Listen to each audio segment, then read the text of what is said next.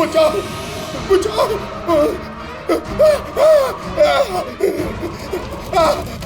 बचाओ पानी पानी।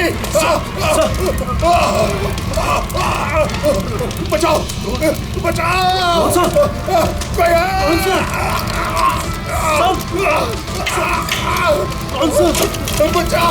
पानी पानी। कौन सा?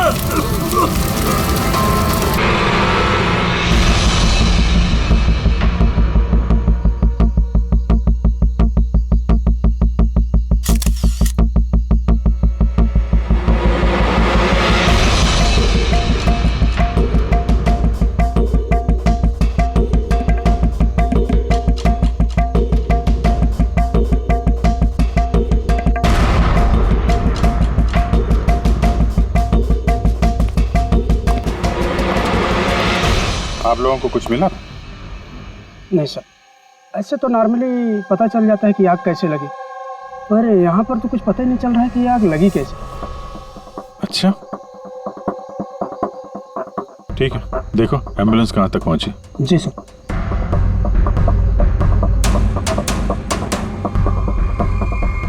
बहुत बुरी तरह से झुलस गया। कमाल है, कुछ पता ही नहीं चल रहा है कि आग कैसे लगी है।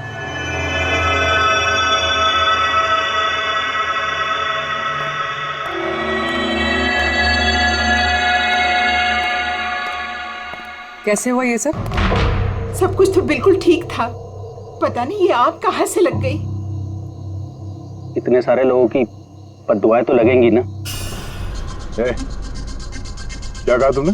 पता चला था सर कि दिलीप साहब किसी कोर्ट के केस में फंसे हुए थे। काफी बड़ा चक्कर था, लेकिन अभी कुछ दिन पहले छूट भी गए थे। काफी लोग नाराज भी थे इस बात से। कहीं इसी चक्कर में किसी ने दिलीप को मार तो नहीं दिया? नहीं, कोर्ट ने बरी कर दिया था मेरे पति को, उन्होंने कुछ भी नहीं किया। क्या केस क्या था? 9 साल पहले जीजू के थिएटर में आग लग गई थी, जिसके कारण कुछ लोगों की मौत हो गई थी और सारा इल्जाम जीजू पर आ गया था। ऐसे कैसे हवा में आग लग सकती है? जरूर किसी की प्लानिंग है। किसी पे शक है आप लोगों को? कौन कर सकता है? कोई भी कर सकता है, अनीता भी कर सकती है। कौन कौन अनीता? टोनी की वाइफ, और वो आज यहाँ आई भी थी।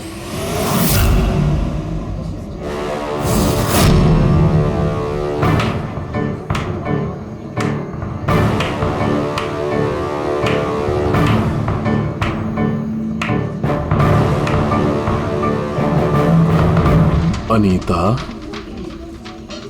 दूसरों का घर बर्बाद करके अपने परिवार के साथ खुशियां मनाई जा रही है।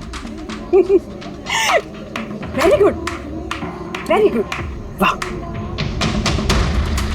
लेकिन एक बात याद रखना, उन लोगों की तरह तुम भी तड़प तड़प के मरोगे। सिक्योरिटी! ए चुप! आवाज नीचे। निकालो उसको बाहर, निकालो। आउट! लगता है तुम दोनों अपने अंजाम से वाकिफ नहीं। तुम्हारा बुरा समय अब शुरू हो गया है, याद रखना। तूने जो किया है ना मेरे टोनी के साथ, याद रखना, इसके बाद तू नहीं बचेगा। सुना तूने? ले जा उसको। तू नहीं बचेगा,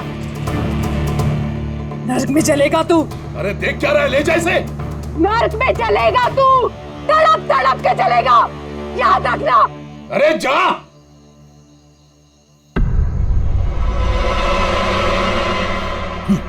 लेट्स एंजॉय रोहन। अरे भूल जाओ।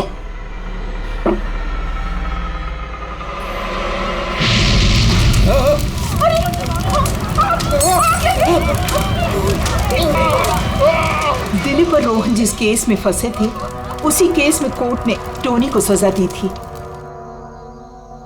अच्छा, किस किस को पता था कि आप लोग यहाँ रेस्टोरेंट में आने वाले हैं? पता नहीं सर। अच्छा, दिलीप जी के आने से पहले इस चेयर के आसपास किसी को देखा था क्या? किसी अनजान आदमी को? नहीं सर, किसी को नहीं देखा सर। ये टेबल किसने रिजर्व किया था? दिलीप जी का फोन आया था, कह रहे थे कि हमारे लिए टेबल रिजर्व रखो। हमेशा यहीं बैठते थे, इसी टेबल इसी चेयर पर। रेगुलर कस्टमर थे हमारे। किसी को पहले से पता था कि दिलीप यहाँ इसी टेबल पे बैठेगा? सर कुर्सी के पास तो ऐसी कोई चीज नहीं है जिससे आग लग सकती हो। कमाल की मिस्ट्री है यार। सीसीटीवी कैमरा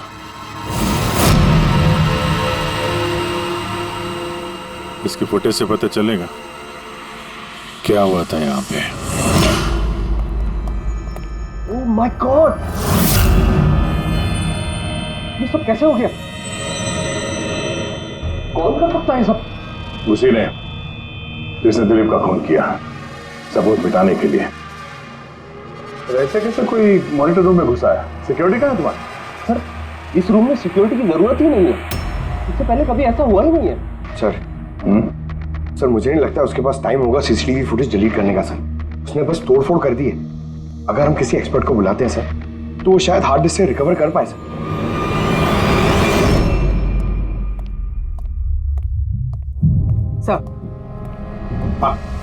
सर 9 साल पहले दिलीप और रोहन का एक थिएटर था जिसमें आग लग गई थी। एग्जिट और एंट्री डोर बंद होने की वजह से इस आग में 12 लोग जल के मर गए।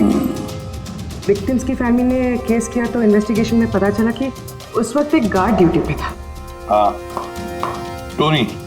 हाँ सर कोर्ट में साबित हो गया कि टोनी ने बहुत शराब पी रखी थी और शराब के नशे में वो इतना धुत था कि वो इमरजेंसी एग्जिट भी खोल नहीं पाया। हाँ, बस टोनी की बीवी अनीता ये मानने को तैयार ही नहीं कि गलती टोनी की है। सर सिर्फ उसका ही नहीं, बहुत सारे न्यूज़पेपर आर्टिकल्स ने भी कोर्ट के इस फैसले के खिलाफ आवाज़ उठाई थी। जब ये हादसा हुआ था उस वक्त दिलीप और रोहन के खिलाफ सॉलिड एविडेंसेस थे, लेकिन फिर केस चलता रहा। 9 साल हो गए। कुछ विटनेसेस ने गवाही बदल दी और कुछ कंट्री से बाहर चले गए। सर दिलीप और रोहन ने जरूर पैसे और पावर का इस्तेमाल किया होगा और यह बात टोनी को पता चल गई होगी। उसी ने भेजा होगा अनीता को दिलीप को मारने के लिए। पर फ्रेडी, जब अनीता वहां थी ही नहीं तो आग लगाई कैसे? नहीं, सिक्योरिटी वालों ने तो उसे बाहर निकाला था रेस्टोरेंट में से। ऐसी कौन सी चीज है जो अचानक आग लग सकती है? सर शायद डॉक्टर सालुंके हमारी मदद कर सके, या फिर अनीता।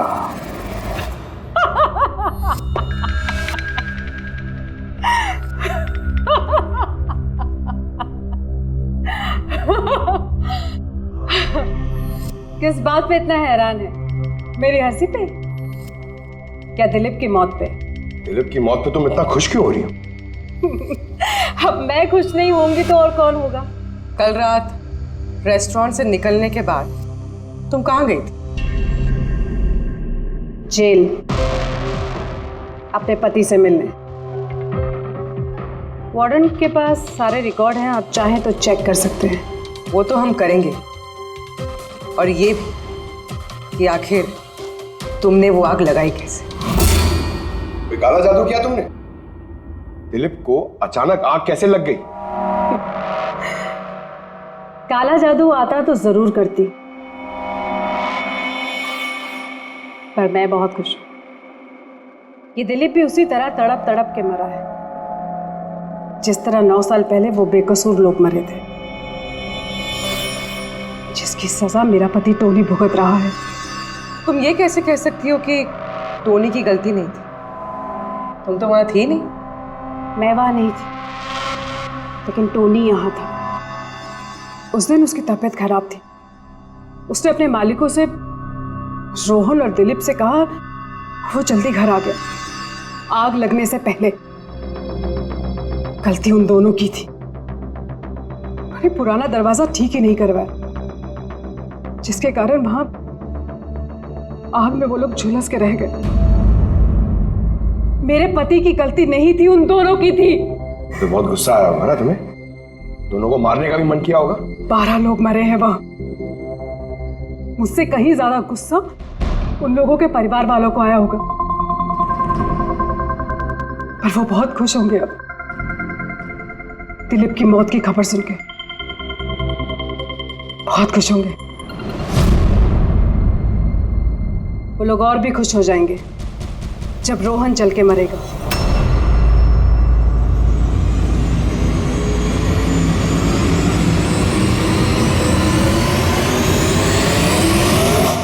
सर 42 लोग हैं, उन 12 विक्टिम के करीबी रिश्तेदार और फैमिली वाले। सस्पेक्ट ज्यादा और वक्त कम। सर सबसे पहले इन 42 लोगों में से उन लोगों के नाम हटा देते हैं जो कल दिलीप की मौत के वक्त शहर में नहीं थे। सर 9 साल हो गए इस बात को। शायद कितने लोग देश भी छोड़कर चले गए होंगे और कुछ लोगों की मौत भी हो गई होगी।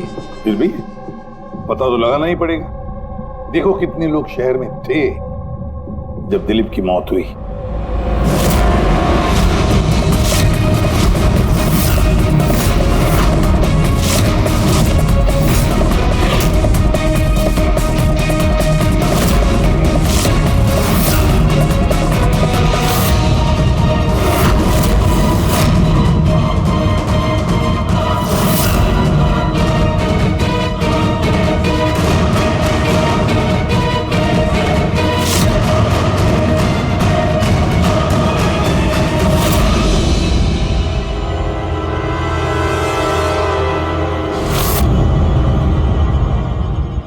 पंकज कितने बजे?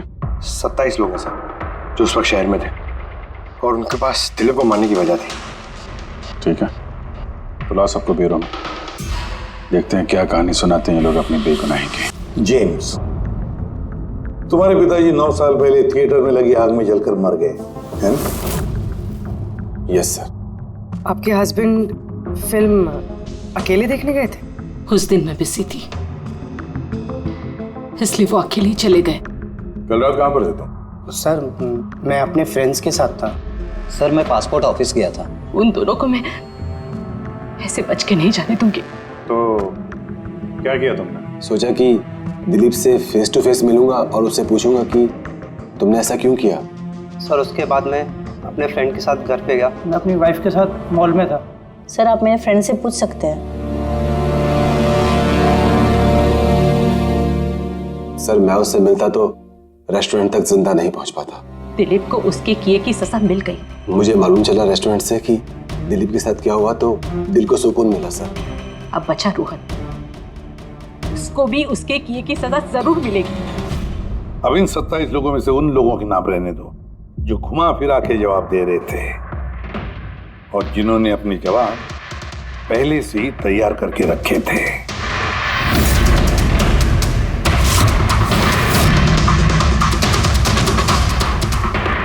सर अब 15 बजे। अब इन 15 लोगों को उस दिन के बारे में पूछते हैं जब 9 साल पहले थिएटर में आग लगी थी। देखते हैं किसे सबसे ज्यादा गुस्सा आता है, कौन मुंह फेर लेता है। सर मेरा भाई 10वीं पास हो गया।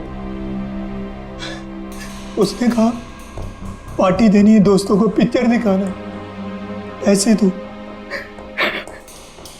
सर मैंने वो पैसे उसे दे दिए। काश वो पैसे मुझे उसे देने नहीं चाहिए थे सर। जिसने भी ये किया बहुत अच्छा किया। आज मैं खुश हूं, आज मैं बहुत खुश हूं। कुमार साहब आप यूनिवर्सिटी में फिजिक्स के प्रोफेसर हैं, है ना? Yes sir, head of the department physics. लेकिन मेरे खुद के बेटे को पढ़ाई में कोई इंटरेस्ट नहीं था। बहुत डांटता था मैं उसे, लेकिन अनिकेत के ऊपर कभी कोई फर्क नहीं पड़ा। एक नंबर का बदमाश बन गया था वो। उस दिन भी वो कॉलेज से बंक करके दोस्तों के साथ फिल्म देखने चला गया और सर और वापस घर पे कभी नहीं आया।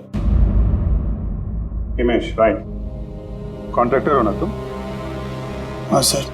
हिमेश, 9 साल पहले तुम अपनी पत्नी के साथ फिल्म देखने गए थे उस थिएटर में। नई नई शादी हुई थी मेरी। सलोनी के साथ फिल्म देखने के लिए गया था।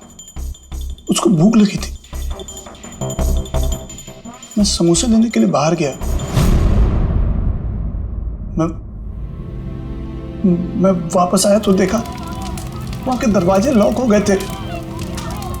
वहां अंदर से लोगों के चिल्लाने की आवाजें आ रही थी और धुआं निकल रहा था वहां से। सलोनी, मैंने सब दरवाजे खोलने की बहुत कोशिश की। सलोनी, मैंने बहुत कोशिश की। मैं पागलों की तरह दरवाजा को ठोकता रहा, पीटता रहा। सलोनी, सलोनी, सलोनी, सलोनी, सलोनी कहीं चिल्लाता रहा। अरे कोई दरवाजा खोल दो यार। सलोनी, सलोनी। लेकिन मैं कुछ नहीं कर सका सर, मैं कुछ नहीं कर सका। अपनी सलोनी को मैं बचा नहीं सकता। वहां पे एक गार्ड भी था ना, टोनी, उससे भी दरवाजा नहीं खुला क्या? नहीं था सर। वहां कोई और गार्ड, किसी और को देखा था तुमने? कोई नहीं था सर, कोई नहीं था। मैं 9 साल पहले जो बात कोर्ट में कहा वही आज कह रहा हूं। जब सिनेमा हॉल में आग लगी थी उस वक्त टोनी वहां पर नहीं था सर।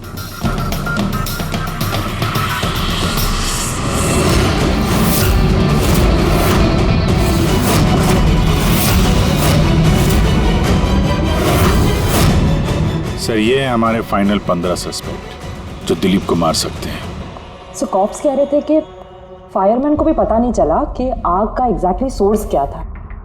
उन लोगों को तो जनरली ढूंढ कर पता चल जाता है कि वहां पर ऐसी कौन सी चीज थी जो तुरंत आग पकड़ती है, लेकिन उन्हें पता नहीं चला। उन्हें पता नहीं चला, उन्हें इसलिए पता नहीं चला क्योंकि उस चीज की ना तो कोई खुशबू थी ना कोई रंग था। Exactly sir. मतलब अगर लिक्विड होता ना तो इस दिलीप को पता चलता जब वो चेयर पे बैठता, उसे फील होता। और अगर पाउडर होता तो हमें टेस्टिंग में पता चल जाता। इसका मतलब ये तो गैस, जिसका मतलब ये गैस है। गैस? तो इसीलिए उस फायरमैन को पता नहीं चला कि किस चीज से आग लगी है। इनफ्लेमेबल गैस बॉस, जिसे सिर्फ एक स्पार्क की जरूरत होती है आग पकड़ने के लिए। अच्छा, ये बात समझ में नहीं आ रही है। दिलीप किस कुर्सी पर बैठा था, तो गैस कुर्सी पर आई कहां से? कुर्सी से ही। क्या? कुर्सी से? वो ऐसे बॉस, जिस चेयर पे ये दिलीप बैठा था उसके नीचे की तरफ किसी ने ज्वलनशील गैस का स्प्रे किया हुआ था। मरते वक्त दिलीप के कांटेक्ट में 2 चीजें थी। एक तो ये चेयर जिस पे वो बैठा था और एक वाइन का ग्लास जो उसने हाथ में पकड़ा हुआ था। हमने ये दोनों चीजें चेक की तो इस चेयर के ऊपर से हमें इनफ्लेमेबल गैस के कुछ ट्रेसेस मिले। बॉस, हमारे आसपास वातावरण में स्वतः ज्वलनशील पदार्थ होते हैं जो कभी कभी स्पॉन्टेनियसली जल जाते हैं, जैसे कि मार्श गैस एक नेचुरल बायोगैस है और ज्वलनशील गैस इसका मेन कंपोनेंट है। मतलब इनफ्लेमेबल गैस कभी भी हवा में ऐसे ही जल जाती है? नहीं फ्रेडी, अपने आप नहीं। जब वातावरण में बहुत ज्यादा गर्मी पैदा हो जाती है और वो वातावरण की ऑक्सीजन के साथ मिल जाती है तो एक सुपर हाई टेम्परेचर का निर्माण होता है, जिसकी वजह से ये आग लगती है। लेकिन सालुंके साहब, वहां तो ऐसे कोई हाई टेम्परेचर वाली चीज थी नहीं।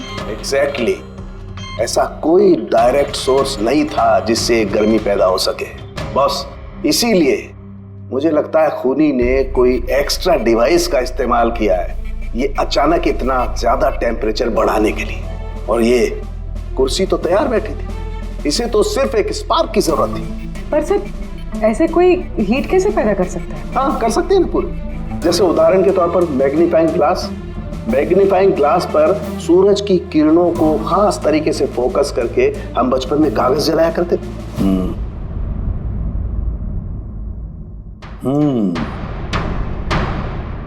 लगता है इस रेस्टोरेंट में फिर से जाना पड़ेगा।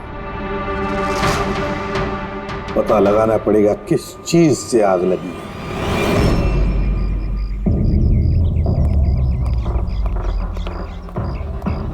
पूरा एरिया छान मार लिया सर, लेकिन ऐसी वो चीज ही नहीं मिली जिससे आग लग सकती है। और ये ओपन रेस्टोरेंट है। जब खूनी ने दिलीप के चेयर के नीचे वो इनफ्लेमेबल गैस स्प्रे किया तो किसी ने तो देखा होगा। वही तो, चेयर में अपने आप आग लग गई और दिलीप चल के मर गया। किसी ने कुछ देखा नहीं और ना ही कोई सबूत हमारे सामने आ रहा है। सर,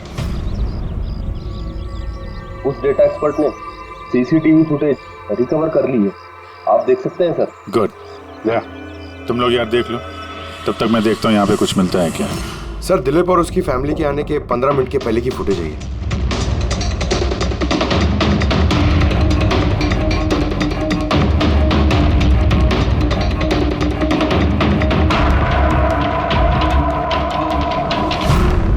ये कुर्सी चेंज कर रहा है।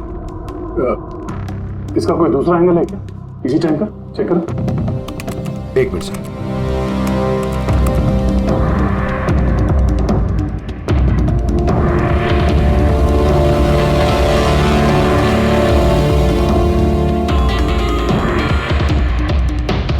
ये कुर्सी के साथ क्या कर रहा है? गैस स्प्रे कर रहा है क्या?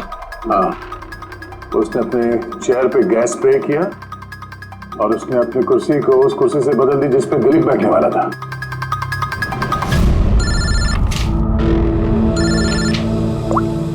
आ गया। अच्छा, great, good work, good work. क्या हुआ सर? जिसने भी दिलीप की कुर्सी के साथ छेड़खानी की ना, उसका पता चल गया है। वो एक आदमी है, उसका मिलता जुलता हुलिया भी मिला है। अब देखते हैं, दया भेजने वाला है फोटोग्राफ।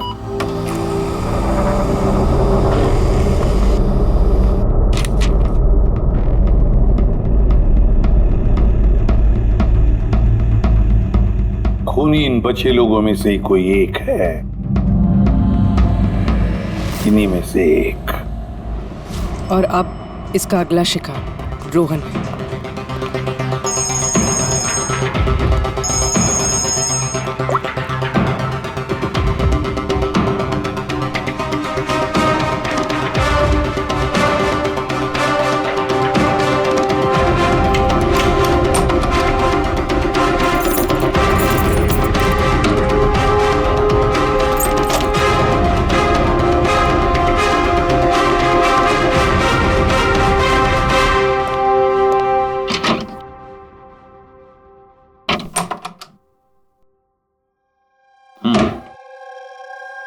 मुझे लगता है कोई मेरी और दिलीप की रिहाई से खुश नहीं है। मेरी जान को खतरा है यहाँ पर।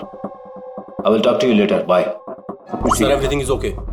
ऑलराइट, तुम यहीं पर रहना और किसी को भी अंदर मत आने देना। Be alert, okay? Okay sir.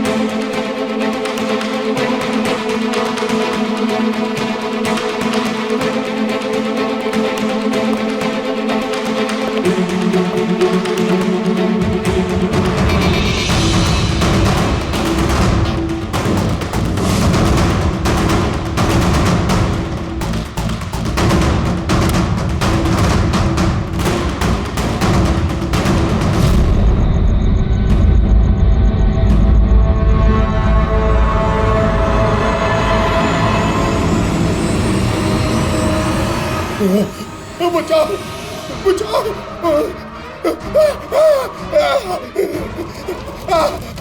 बचाओ, पानी, पानी, बचाओ, बचाओ, कोई है? बचाओ,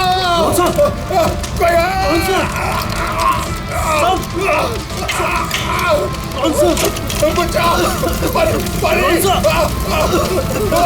कौन सा?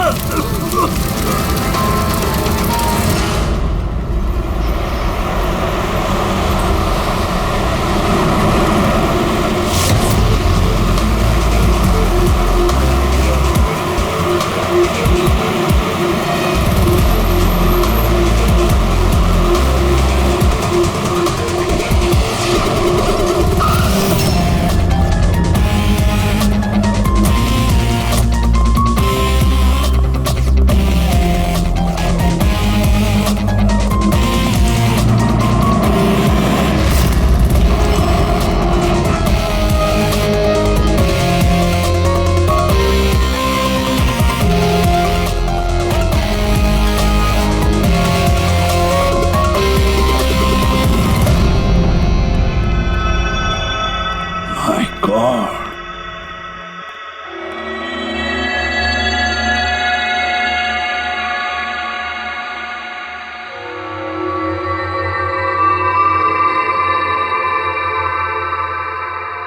क्या हुआ यहां पर और कैसे?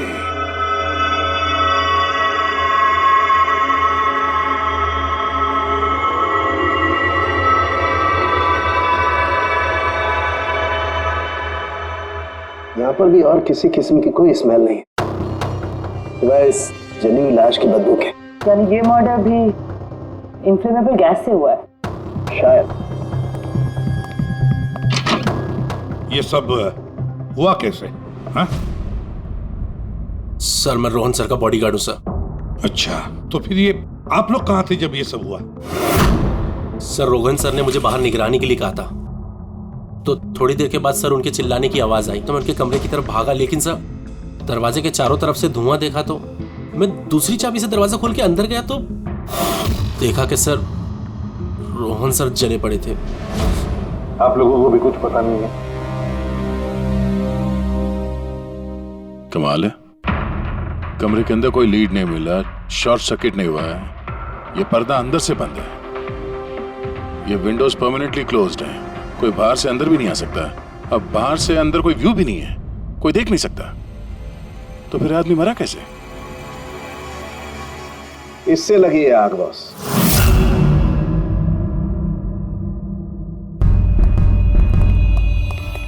ये इस चीज से ये है क्या सर? फिलामेंट है। फिलामेंट?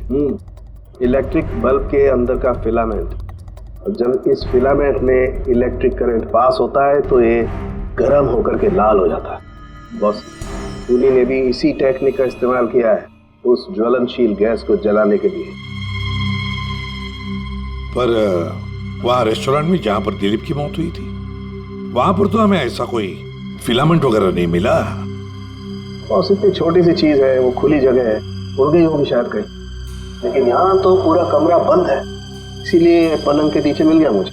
लेकिन सर, फिलामेंट से करंट पास होने के लिए वायर्स का कोई ना कोई कनेक्शन तो होना चाहिए ना बेड तक। होगा, यही कहीं होगा जरूर। अब पूरा बेड चेक कर लिया हमने, कमरा चेक कर लिया, ऐसा तो यहाँ पे कुछ भी नहीं मिला सर। दया, वो दरवाजा कैसा? मैनेजर। Yes sir. वो दरवाजा कहाँ खुलता है? सर दूसरा रूम है जो इस रूम से कनेक्टेड है सर। अब वैसे ये रूम सील्ड रहता है, इसे कोई खुलता नहीं सर। खोलो दरवाजा। Yes sir. आइए सर।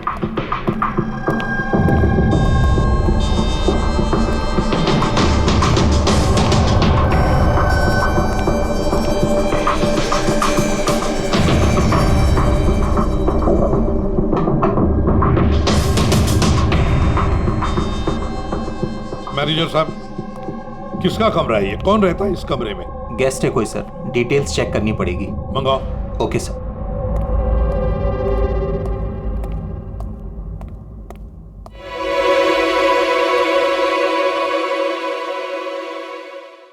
सर, वहां उस कमरे में जो कुछ भी हुआ है सर, वो इसी कमरे से किया गया। लेकिन अगर करंट इस रूम से पास किया गया है तो यहाँ से उस बेड तक कोई ना कोई वायर तो होनी चाहिए ना। और अगर वायर अगर होती तो बॉस रोहन को दिखाई भी देनी चाहिए। हाँ, शायद उसके बॉडीगार्ड ने भी देखा हो। बुलाओ उसके बॉडीगार्ड को। आप आओ यार।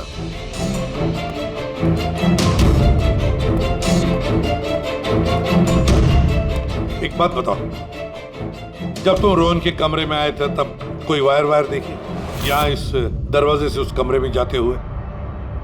कुछ भी नहीं सर, रोहन सर के रूम के अंदर जाने से पहले मैंने रूम को पूरी तरह से चेक किया था सर, लेकिन वायर जैसी कोई चीज उस रूम में नहीं दिखाई दी। ठीक है, जाओ तुम। जो कुछ भी हो दया, खूनी ने इसी दरवाजे का इस्तेमाल किया। इस दरवाजे से वो रोहन के इस कमरे में आया, उसने बेड पर इन्फ्लेमेबल गैस स्प्रे किया और किसी भी तरह से फिलामेंट को करंट दे दिया। बस फिलामेंट गर्म हो गई और इन्फ्लेमेबल गैस ने आग पकड़ ली और उनकी मौत हो गई। बस एक बात पक्की है, ये जो कोई भी है उससे इलेक्ट्रिक और केमिकल्स की बहुत अच्छी जानकारी है। प्रोफेसर कुमार, फिजिक्स का प्रोफेसर कुमार, उससे बढ़कर और कौन जान सकता है इस सारे मामले में। दया, अच्छा इस प्रोफेसर कुमार से मिल लो। अच्छा दया, मैं भी चलता हूं तुम्हारे साथ।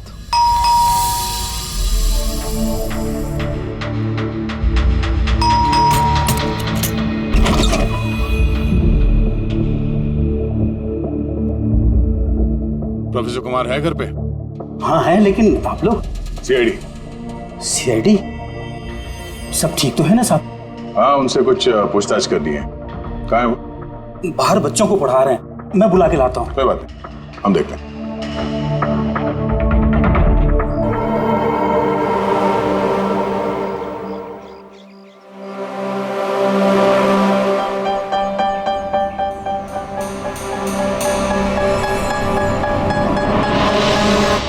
मिस्टर कुमार, हमें आपसे कुछ पूछताछ करनी है। पूछिए, क्या पूछना है? इसे पहचानते हैं? ये तो फिलामेंट है। गुड, सही पहचाना आपने। आपको पता ही है फिलामेंट हमें कहाँ से मिला? ये तो आप ही को पता होगा कहाँ से मिला आपको। रोहन के पेट के नीचे से। कल रात उसी पेड़ पे रोहन जल के मर गया। व्हाट? रोहन की भी डेथ हो गई? कल रात आप कहाँ पर थे? रात 9 से लेकर सुबह 3 बजे तक। आप मुझ पर शक कर रहे हैं? ये हमारे सवाल का जवाब नहीं हुआ मिस्टर कुमार। कल मैं पूरा दिन और पूरी रात घर पे ही था। कोई गवाह? जी हाँ, मेरा नौकर रामू और विकास। Please come here.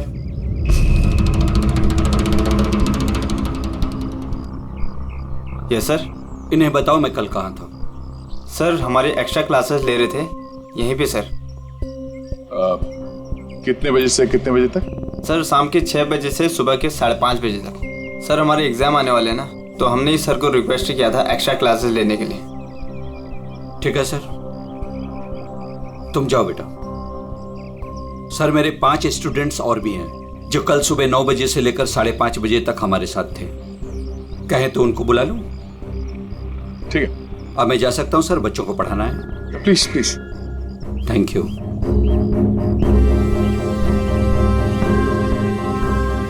हाँ तो बच्चों में ये कह रहा था कि बिना सोल्डरिंग वायर के भी हम मदरबोर्ड फिक्स कर सकते हैं with the help of adhesive conductor.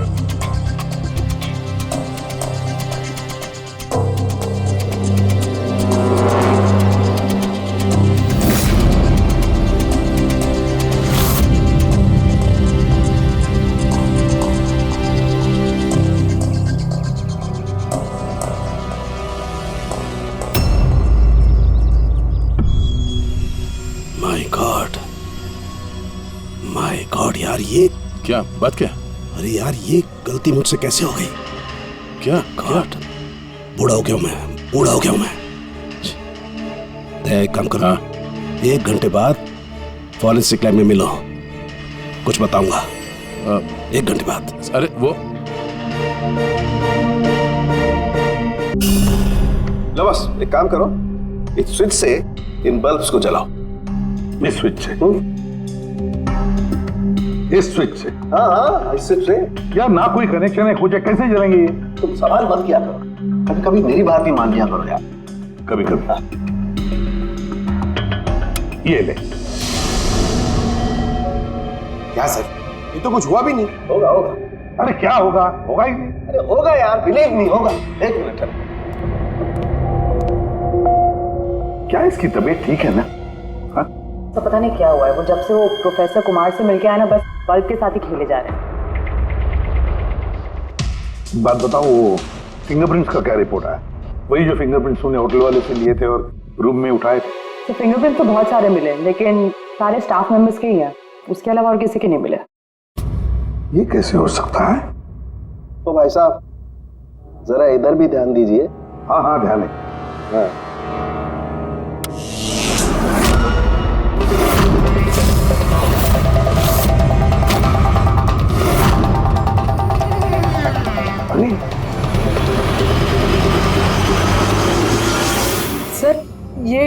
Bulb जलने कैसे लगे? क्या बात है सालुंके साहब, बिना वायर के सारे बल्ब जला दिए। लेकिन सालुंके साहब, ये सब आपने किया कैसे? ठीक वैसे ही हुआ ये फ्रेडी, जैसे कि खूनी ने किया था उस दिलीप की कुर्सी पे और रोहन के बेड पे। जादूगर सालुंखे, जरा साफ साफ बताइए, आपने ये किया कैसे? करंट क्या हवा में से आया? हवा में से नहीं आया बॉस, करंट आया है इलेक्ट्रिक पेंट के जरिए। Electric paint? हाँ, इलेक्ट्रिक पेंट। दरअसल बिजली के जो तार होते हैं वो मेटल के होते हैं और metal is a good conductor of electricity, इसीलिए करंट उनमें से पास होकर के जाता है।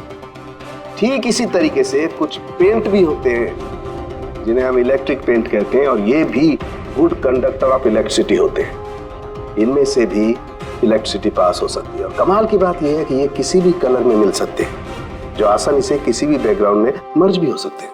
ओह, इसीलिए मैं होटल रूम में और रेस्टोरेंट में कुछ दिखा नहीं सका। Exactly that. पुणे ने दरअसल होटल के कमरे का और रेस्टोरेंट के फ्लोर का दोनों का कलर इस कलर के साथ मैच किया, इसीलिए हमें दिखाई नहीं दिया। तो ये इलेक्ट्रिक करंट, आई मीन ये जो इलेक्ट्रिक पेंट है, ये आसानी से मिल जाता है? हाँ, मिल सकते हैं।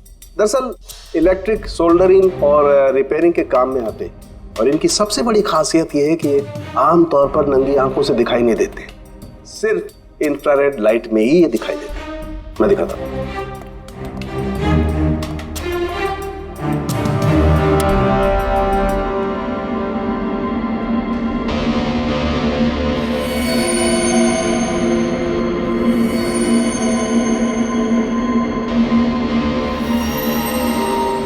देखा बॉस? हाँ, खूनी ने भी ऐसे ही इस इलेक्ट्रिक पेंट का इस्तेमाल किया और ये सर्किट बनाया।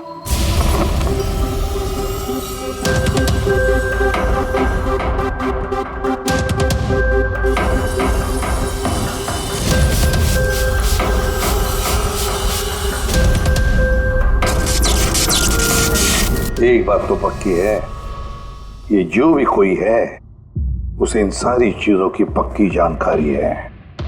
मगर सर, इनमें से खूनी कौन है? इस प्रोफेसर से तो मिल लिए सर, ये तो नहीं है। ये बंसी? बंसी तो एक क्लर्क है, और मुझे नहीं लगता कि एक क्लर्क को साइंस की इतनी जानकारी होगी। सर, इनमें से सबसे ज्यादा पढ़े लिखे तो ये प्रोफेसर ही लग रहे हैं। कोई ऐसा जो प्रोफेसर जितना इंटेलिजेंट तो नहीं है, लेकिन इसे इन सब चीजों की जानकारी है।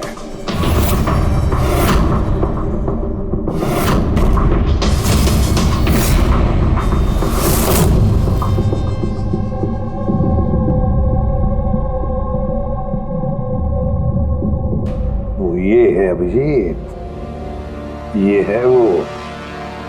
याद है क्या कहा था इसने, कि क्या काम करता?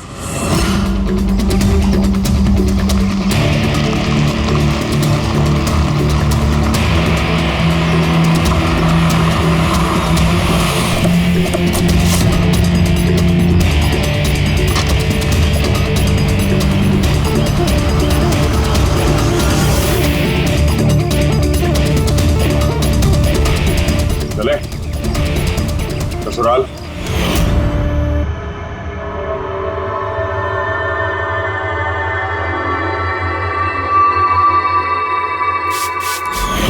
दिलीप और रोहन पर केस हुआ था, लेकिन मुझे मालूम था अपने पैसे और पावर के दम पर वो छूट जाएंगे। लेकिन उनके पास पैसा था तो मेरे पास दिमाग।